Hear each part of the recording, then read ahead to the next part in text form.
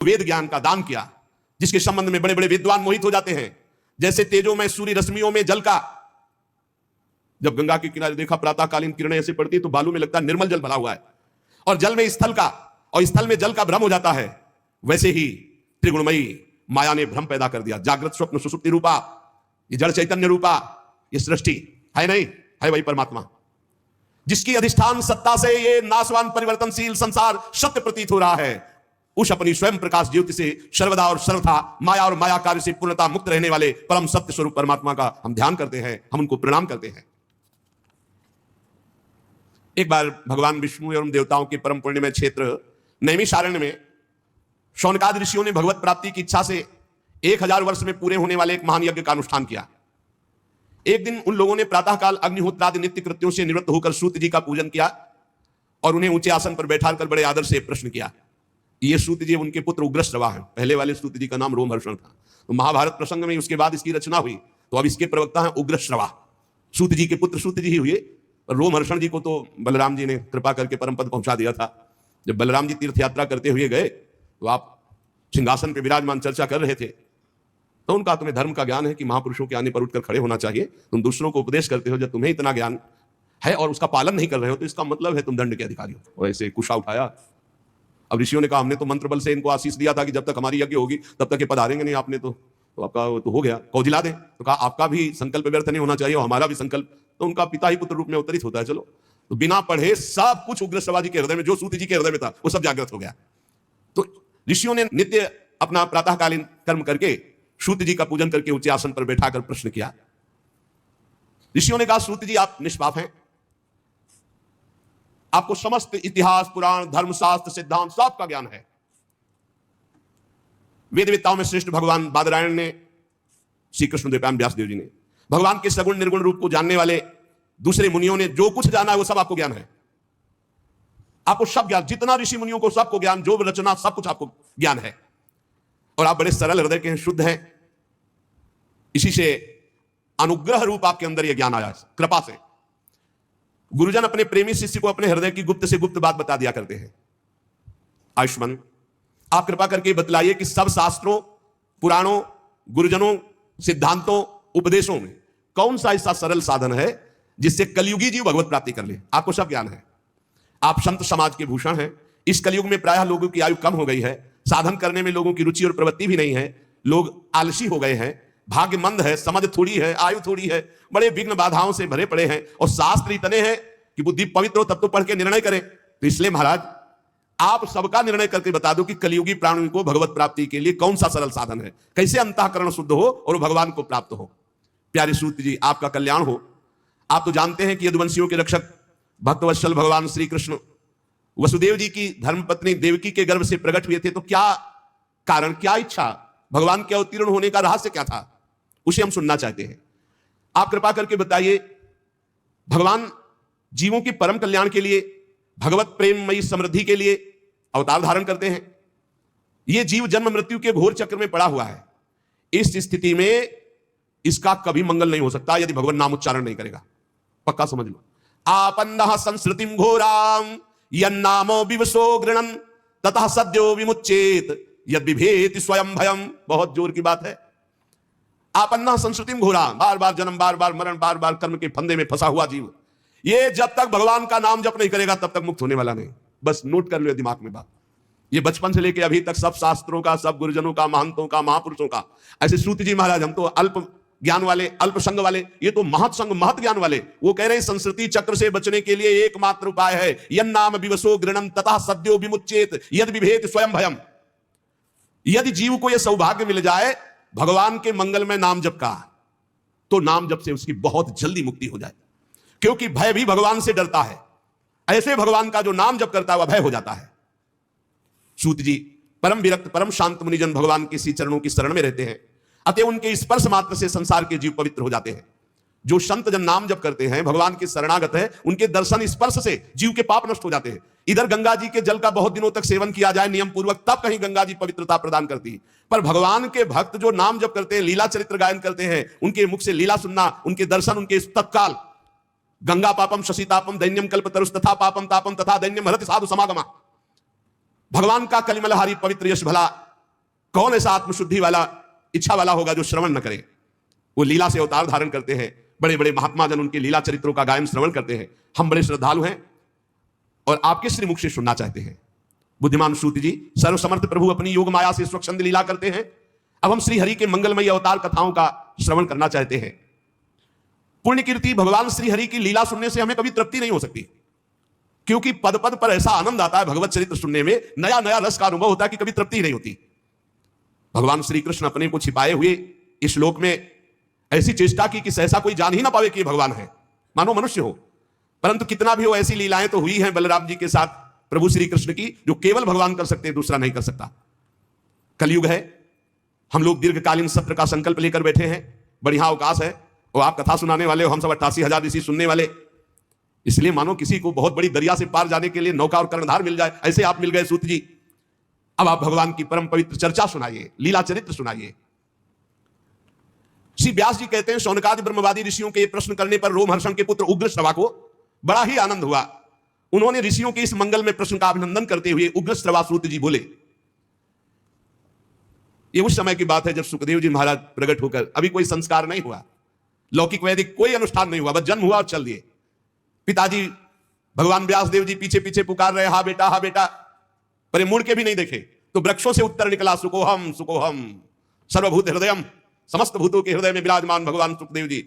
ऐसे महामहिम पहले श्री सुखदेव जी को हम नमस्कार करते हैं। ये श्रीमद् भागवत अत्यंत गोपनीय रहस्यात्मक पुराण है। ये भगवत स्वरूप का अनुभव कराने वाला, इस समस्त वेदों का सार। संसार में फंसे हुए जो लोग घोर अज्ञान अंधकार के पार जाना चाहते हैं, उनको जरूर सुनना चाहिए। बड़ी करुणा है मुनियों की, जो हमारे लिए भगवत प्राप्ति का ये मार्ग प्रशस्त किया है। श्री सुखदेव जी को नमस्कार, श्रीमद् भागवत को नमस्कार। नारायणम नमस्कृत्य नरं चैव नरोत्तमं देवीं सरस्वतीं व्यासं ततो जयमुदीरयेत्। मनुष्यों में सर्वश्रेष्ठ भगवान के अवतार नर नारायण ऋषियों को नमस्कार। बुद्धि प्रदान करने वाली देवी सरस्वती को नमस्कार। रचयिता भगवान व्यासदेव जी को नमस्कार। अपने अंतःकरण पर विजय प्राप्त करके भगवत प्रेम प्राप्ति के लिए हम इस महापुराण की चर्चा करते हैं।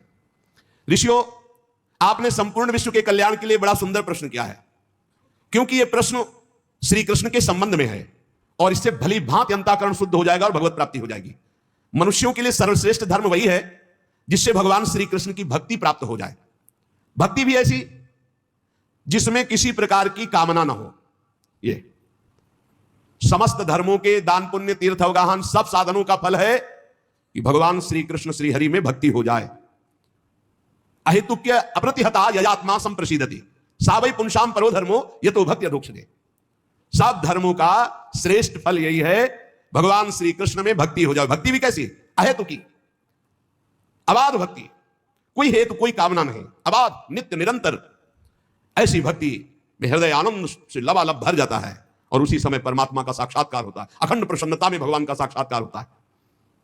भगवान श्री कृष्ण में भक्ति होते ही, चित्त जोड़ते ही अद्भुत ज्ञान प्रकाशित हो जाता है। पढ़ा लिखा ज्ञान नहीं, ये स्वयं प्रकाशित होता है।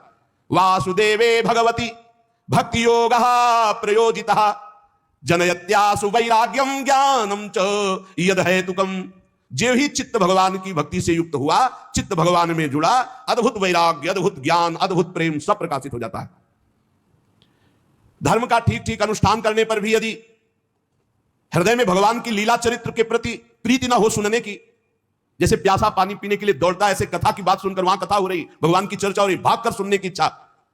धर्म स्वनिष्ठिता पुंसाम विश्वक्सेन कथा सुया नोत्पादयद्यति रतिम श्रम ही एव केवलम। श्रम ही हुआ, बेकार हो गया। खूब धर्मानुष्ठान किया, तीर्थयाटन किया, भगवान की लीला कथा सुनने में रुचि नहीं, तो बोले आपका धर्मानुष्ठान तीर्थयाटन सब व्यर्थ चला गया। श्रम ही केवलम, निराश्रम ही श्रम। धर्मानुष्ठान का फल है भगवान की कथा में प्रीति हो जाना। कथा सुनने में ऐसा, हम जी नहीं सकते बिना कथा के। अगर ये हो कि आज कथा सुनने को नहीं मिलेगी तो ऐसा लगे कि आज होगा क्या, हमें सत्संग में नहीं जाने को मिलेगा, कथा सुनने को नहीं मिलेगी, मेरे जीवन का सार फिर क्या। धर्मानुष्ठान तीर्थयाटन सबका फल है कथा में प्रीति हो जाना। अगर भगवत चर्चा में प्रीति नहीं तो बोले श्रम ही श्रम। धर्म का फल आखिरी मोक्ष पदवी, उसकी सार्थकता अर्थ प्राप्ति में नहीं है। अर्थ का फल, रुपये का फल धर्मानुष्ठान, उसका फल भोग विलासिता नहीं है। भोग विलास जीवन यापन के लिए, इंद्रिय तृप्ति के लिए नहीं है। जीवन निर्वाह भगवत प्राप्ति के लिए, तत्व जिज्ञासा के लिए, उसका फल स्वर्ग आदि लोगों के भोग भोगने के लिए नहीं। बहुत सुंदर सिद्धांत वर्णन कर रहे हैं। सब धर्मों का फल है भगवान की भक्ति हो जाए। सब धर्मों का फल है भगवान की कथा सुनने में रुचि हो जाए, यदि नहीं तो श्रम ही श्रम है। जीवन का उद्देश्य तत्व प्राप्ति, तत्वबोध, भगवत प्राप्ति। तत्ववेत्ता लोग ज्ञाता और ज्ञेय के भेद से रहित अखंड अद्वितीय सच्चिदानंद स्वरूप सब में विराजमान है, यह है तत्वबोध, सब में प्रभु विराजमान। कोई उसे ज्ञानी जन ब्रह्म कहते हैं, योगी जन परमात्मा कहते हैं, भक्त जन भगवान कहते हैं, वही एक तत्व है। श्रद्धालु मुनिजन भगवान की पावन चर्चा श्रवण से परमात्मा स्वरूप का अपने आप अनुभव हो जाता है, पक्का पक्का। जैसे जैसे हम भगवत चर्चा सुनते जाते हैं वैसे वैसे हमारा चित्त प्रभु में जुड़ता है। जहां प्रभु में चित्त जुड़ा कि ज्ञान वैराग्य भक्ति तत्वबोध सब आ जाता है, अपने आप आ जाता है। अपने अपने धर्मानुष्ठान का फल है कि हमसे भगवान प्रसन्न हो जाए, हमारा निरंतर नाम जप चलने लगे। इसलिए एकाग्र मन से भक्तवत्सल भगवान का ही नित्य निरंतर श्रवण करो, कीर्तन करो, ध्यान करो, नाम जप करो, यही जीवन का परम लाभ है। कर्मों की गांठ बड़ी कड़ी है। यदनुध्यासिना युक्ता कर्म ग्रंथ निबंधनम छिन्नन्ति कोविदास तस्य को न कुर्यात् कथारतिम। कर्मों की गांठ बड़ी कठिन है, इसे केवल भगवत चिंतन की तलवार से काटा जाता है। रात दिन अखंड चिंतन, और अखंड चिंतन होता है भगवत चरित्र सुनने से जब हृदय पवित्र होता है। तो कौन ऐसा मनुष्य होगा जो अपने कल्याण की चाह रखता और भगवत लीला कथा सुनने में रुचि न रखे। देखो शौनक जी, जब बहुत काल तक पवित्र तीर्थों का सेवन किया जाता है, बहुत सुंदर सिद्धांत का वर्णन है, तब उसे संत समागम मिलता है। पुण्य पुंज बिन मिले न संता। और जब महापुरुषों की, संत महापुरुषों की सानिध्य में हम अपने सौभाग्य का अनुभव करते हैं तो उनकी बातें सुनने में हमें रुचि हो जाती है। तदनंतर श्रवण की इच्छा, तीर्थ आदि पवित्र साधन, उससे महत सेवा, और महत सेवा से तदनंतर श्रवण की इच्छा। श्यान महत सेवया तो वासुदेवे कथा रुचि। महापुरुषों के, संतों के संग का, उनकी सेवा का क्या फल? भगवान की कथा सुनने में आसक्ति हो जाए। जहां जहां पी की बात सुने खोजतिन गैनन। फिर कथा में जो रुचि होती है उससे हृदय पवित्र होता है, अशुभ वासनाएं नष्ट होती है और हृदय में तड़पन हो जाती है कि अब भगवान को भूलेंगे नहीं, अब इसी जन्म में भगवत प्राप्ति करनी है, और उसके हृदय में भगवान प्रकाशित हो जाते हैं।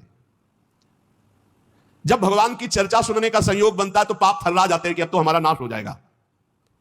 रजोगुण तमोगुण के भाव काम लोभादि शांत हो जाते हैं। चित्त में सतोगुण निर्मल भाव, समस्त आसक्तियां मिट जाती हैं, हृदय आनंद से भर जाता है, भगवान के तत्व का अनुभव अपने आप हो जाता है। हृदय में आत्मस्वरूप भगवान का साक्षात्कार होते ही हृदय की ग्रंथि छिन्न भिन्न, सारे संदेह मिट गए, कर्म बंधन क्षीण, परमानंद। इसलिए बुद्धिमान जन को चाहिए कि भगवान श्री कृष्ण के प्रति प्रेम भक्ति हो। वही प्रेम भक्ति तत्वबोध और परमानंद की प्राप्ति कराती है, और वो भक्ति होती है नाम जप से, भगवत लीला चरित्र श्रवण से। प्रकृति के 3 गुण हैं, सतोगुण, रजोगुण, तमोगुण। इनको स्वीकार करके संसार की उत्पत्ति, स्थिति और संहार ये एक ही परमात्मा कर रहा है। जो विष्णु बना है वही ब्रह्मा बना है, वही रुद्र बना है। वो एक ही तत्व है, दूसरा नहीं, 3 रूप धारण किए हुए। इसलिए चाहिए उसी परम तत्व भगवान श्री हरि, इनकी आराधना करो। यदि तमोगुणी आराधना करोगे तो फिर अधोगति होगी। अब जैसे तमोगुण में कोई भूतों की आराधना करता है, कोई ऐसे जो, तो फिर उसी वैसे स्वभाव बनता, वैसे ही गति होती है। प्राचीन काल से अब तक जितने महापुरुष हुए हैं वो विशुद्ध भगवान श्री हरि की आराधना, वही हर है, वही ब्रह्मा है, पहले बता चुके।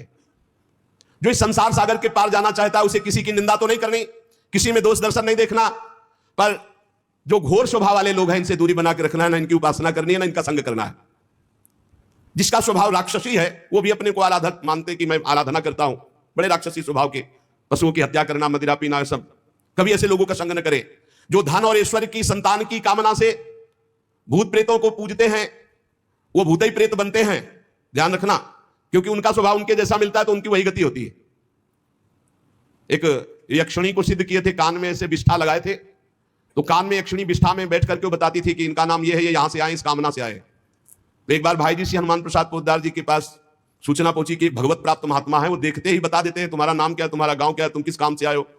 भाई जी ने कहा ऐसी तो सिद्धियां होती हैं, भगवत प्राप्ति तो अलग विषय है, ऐसा तो सिद्धियों का विषय होता है। फिर उन्होंने छोटी छोटी सब बातें उनकी बताई, तो भाई जी ने कहा हम भी दर्शन करेंगे ऐसे। भाई जी गए तो भगवत प्राप्त महात्मा भाई जी, उन्होंने एक ही दृष्टि में देखा भक्ति तो है ही नहीं, और ये कोई साधारण सिद्धि है, ये कोई भागवतिक सिद्धि नहीं। तो जब सब चले गए तो उन्होंने भी बताया कि आप भाई जी से हनुमान प्रसाद पोद्दार जी हैं, आप ये जानने आए हैं कि हम कौन सी सिद्धि रखते हैं। भाई जी ने कहा हाँ ये तो बात है, पर हम ये जानना भी चाहेंगे कि आपका पर्सनल ज्ञान तो है नहीं, आप त्रिकालज्ञ तो है नहीं, फिर आपको बता कौन रहा है।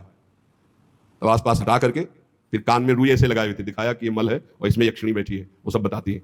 भाई जिनका हम इस बात से प्रसन्न हुए कि आपने कोई छल कपट नहीं किया, आपने स्पष्ट बता दिया, लेकिन हम आपको बताते जा रहे हैं कि यही आपकी दुर्गति